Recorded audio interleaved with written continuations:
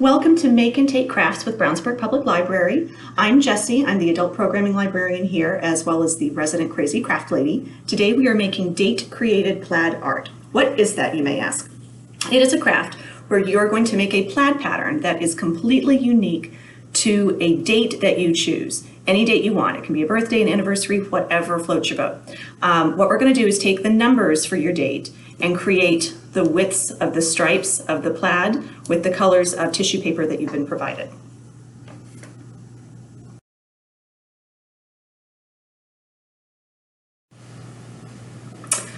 In your kit, make sure you have all the parts that you need. You should have 2 cups of glue like this. We'll use each one for 2 different steps. You should have several half-inch wide strips of tissue paper in 4 different colors. You may or may not use all 4. We might only use 3. It depends on your date. You should have a 1-inch wide foam brush for the glue and a 9 by 12 canvas board. Make sure you have all of those things. And if you did not manage to pick up a kit from us, you can do all of this at home. Just make sure you get all of these items together.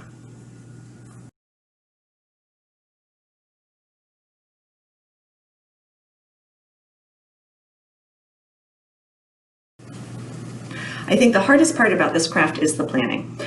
You need to pick your date, write out your numbers, and figure out which numbers you're going to use to create your plaid and which numbers you want to assign which color of paper.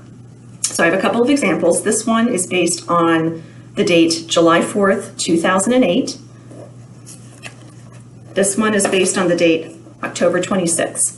So you need to have 4 digits that you're going to work with, 3 or 4 digits. Again, it depends on your date how you're going to arrive at that. So in the case of October 26th, because I have 1026, I have 4 digits, so I just kept it with that, with just the month and the date and not the year.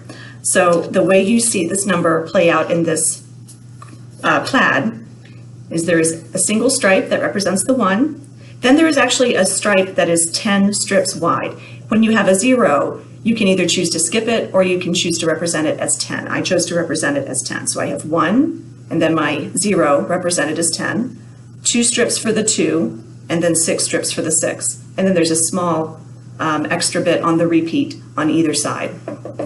Depending on how big your numbers are, you may not get your entire repeat across this, so that's something to consider as well. With a 12-inch wide board, you can have up to 24 strips. For this example, because the month and the date are only 2 digits, I chose to include the year.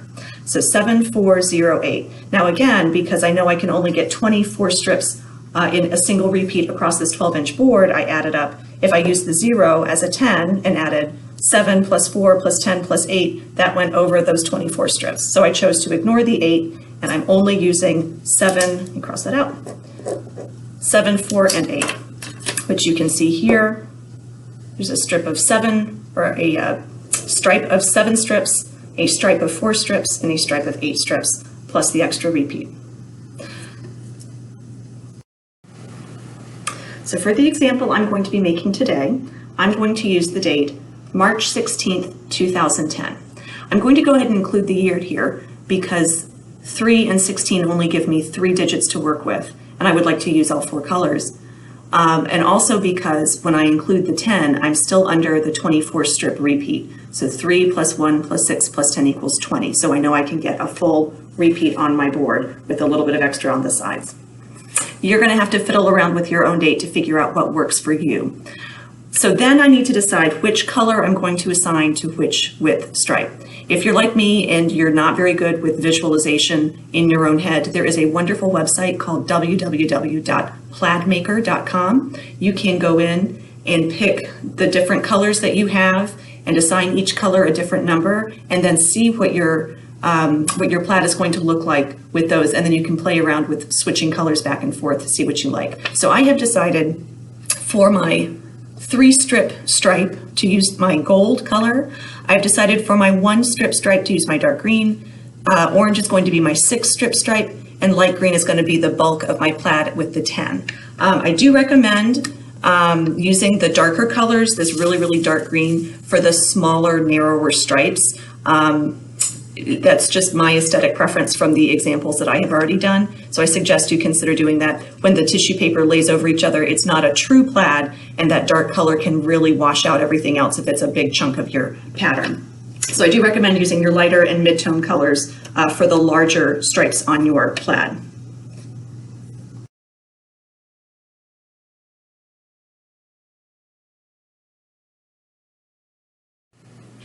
So let's get started.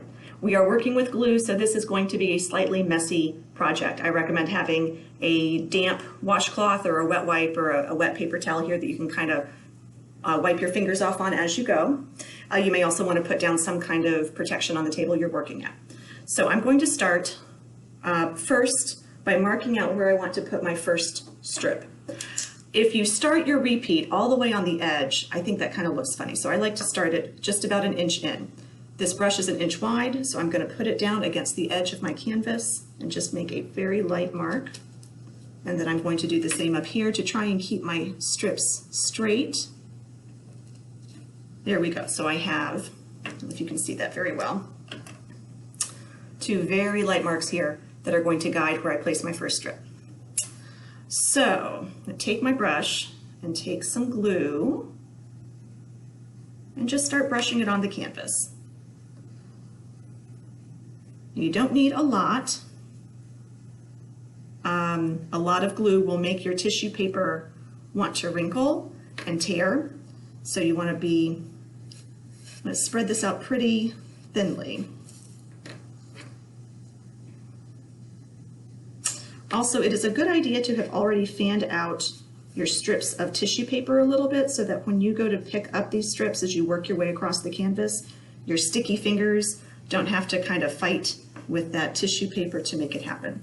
So my first color that I'm going to use is gold. Now, the strips that I provided you are very, very long because they need to crisscross lengthwise as well as the short way. Just start it kind of close to the edge of a strip. Let me get that lined up with my 2 guidelines and put that down. Then you're just going to lightly tap it down to make sure that the edges meet the canvas. You don't want curling up edges. This is where you wind up with glue on your fingers. You just wipe that off. And then you've got this big long tail of tissue paper. You can, if you're nice and tidy, you can cut it with scissors or you can just tear that puppy right off. And then we'll continue going. So again, my first stripe is 3 gold strips. When you go to line your strips up, you want to get that strip right up to the edge of the last one so you don't have big gaps. But try not to overlap them. Tissue paper is really, really fine and translucent, and if you get a double layer of it, it will show very dramatically that it's that you have a chunk of double layered paper right there. And I would say in most cases you don't need to worry about whether you've got the shiny or the dull side up. The gold is a little bit different because it's metallic, so I'm going to make sure that I have the same side up for all my strips there. And if you look at your colors and really feel that the colors that you have a very strong difference between the shiny and the dull side of the tissue paper, do be sure to keep all your strips facing the same way. So as you go, you just need to add a little bit more glue.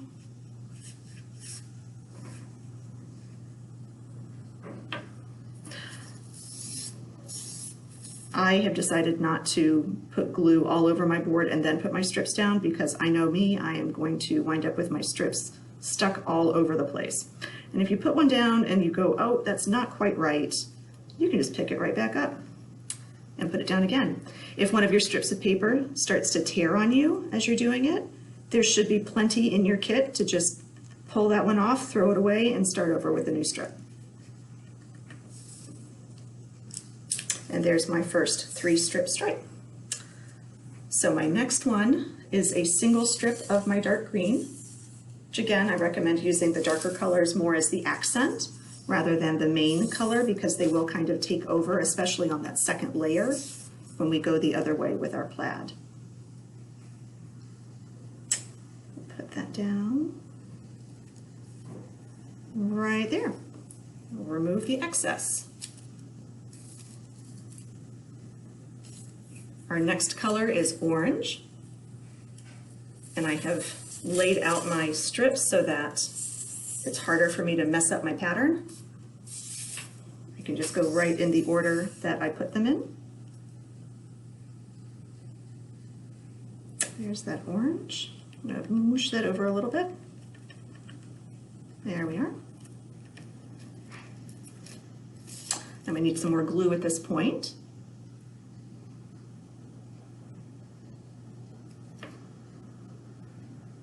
And if you get a little glue back over the last strip of paper you've laid down, it's not a big deal.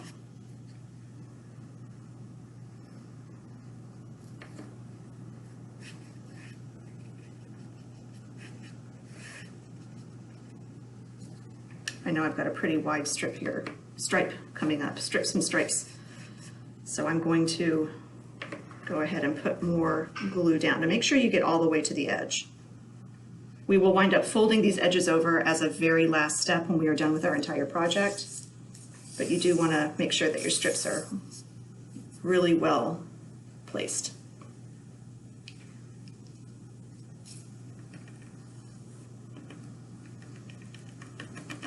That's 2. We are shooting for 6 with the orange.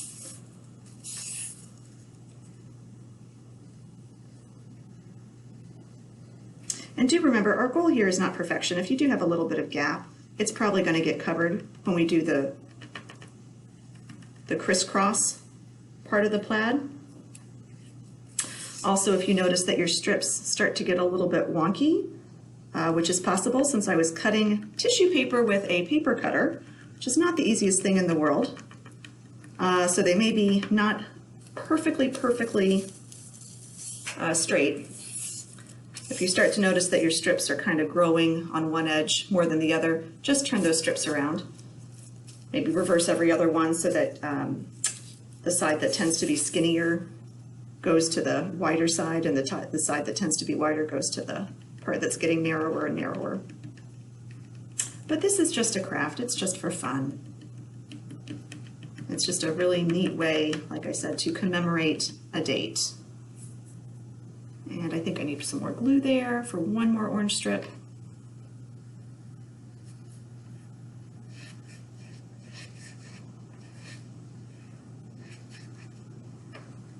All the way to the edge. Spreading it out nice and thin. Oh, there we go.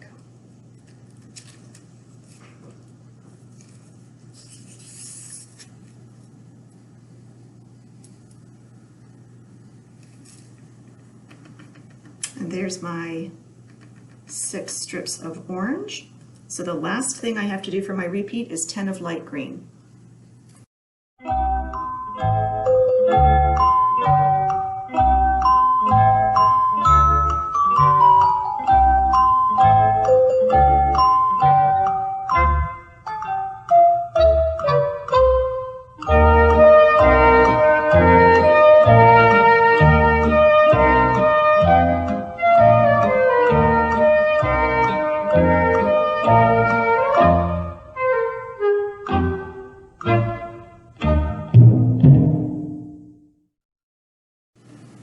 Now that you have completed a single repeat of your pattern, we're just going to fill in the edges. So on the edge where you ended, you just start again with what you had at the beginning, and on the other side, you'll just fill in with the color that you have at the end.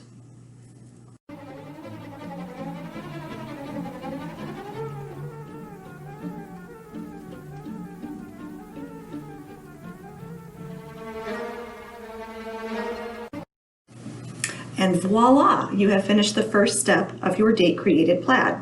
At this point, we need to let this dry. It does not take very long because tissue paper is very thin and we have not put a ton of glue on here. If you want, you could put it under a fan for maybe 20-30 minutes and come back to it, or you could let it dry overnight. Either way, we need to take care of our foam brush. You either need to wash it out and squeeze as much water out of it as you can to wait for it to dry, or if you're planning to come back pretty quickly, you could just wrap this in some saran wrap to keep the brush from getting too boogery and letting that glue dry out, okay?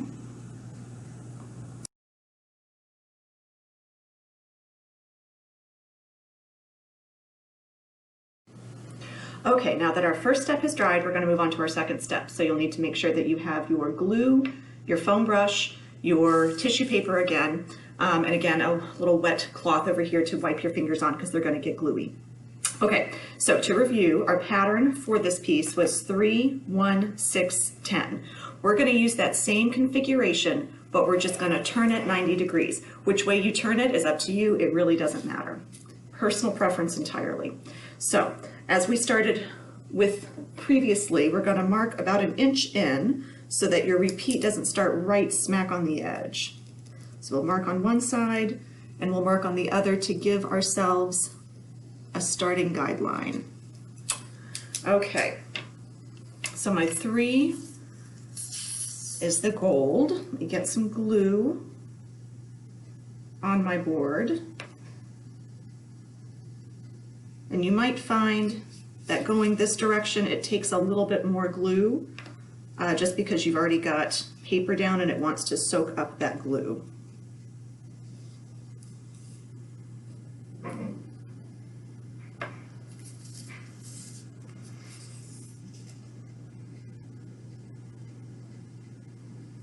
Like so. And you can see how when you lay down the strip of tissue paper, you can kind of see what was under it, and that makes that kind of faux plaid.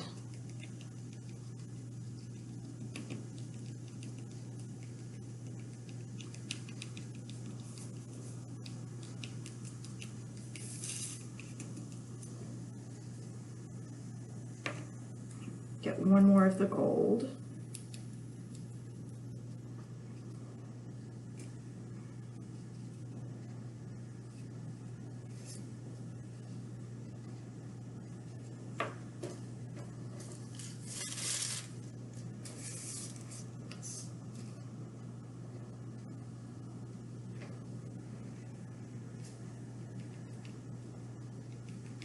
Always try as best you can to butt it up right up to that last strip without leaving any gaps and without overlapping. Okay, so you just continue your pattern from here.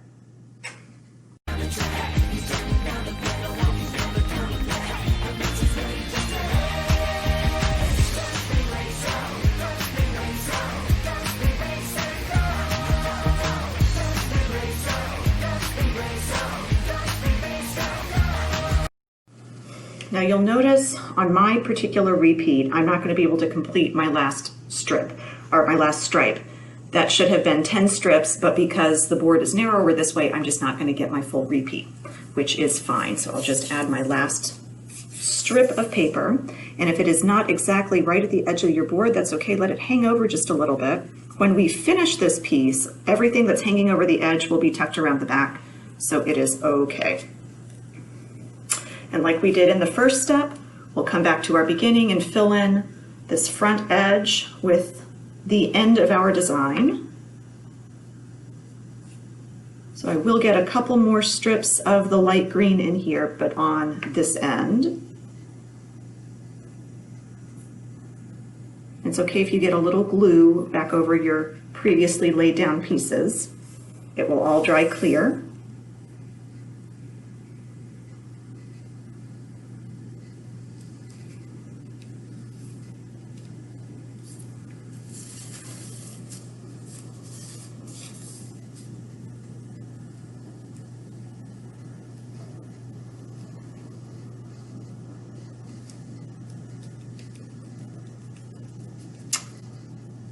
And voila, that is the end of step 2.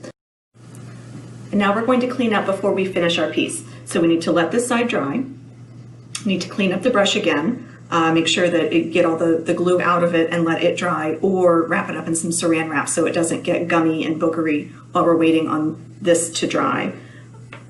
And make sure to save a little bit of glue because you will need that for the back side to finish this off.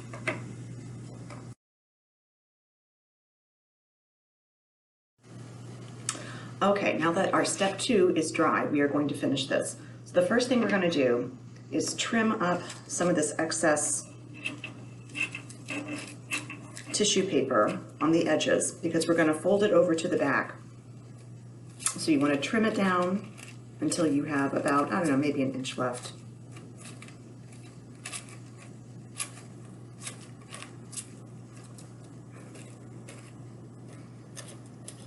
It doesn't have to be perfect.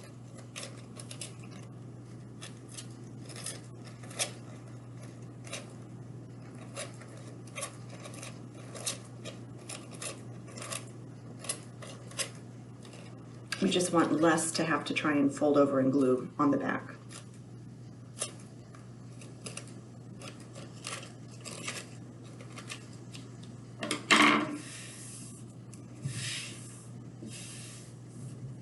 Okay, I'm going to flip it over, and we're going to take the little bit of glue that you have left and your clean, dry foam brush, or your unwrapped foam brush if you're speeding through this process. And we're just going to start on the edge. Let's do it this way. Put a little bit of glue right there on the back of the board.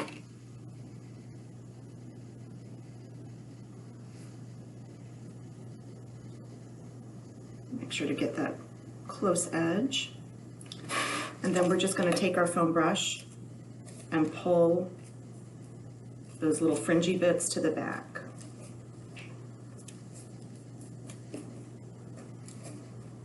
Just like that.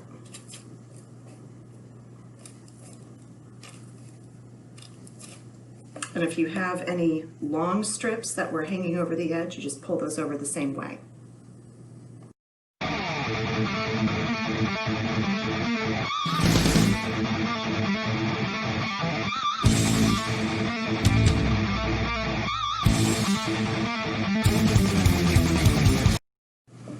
And there you have your finished product.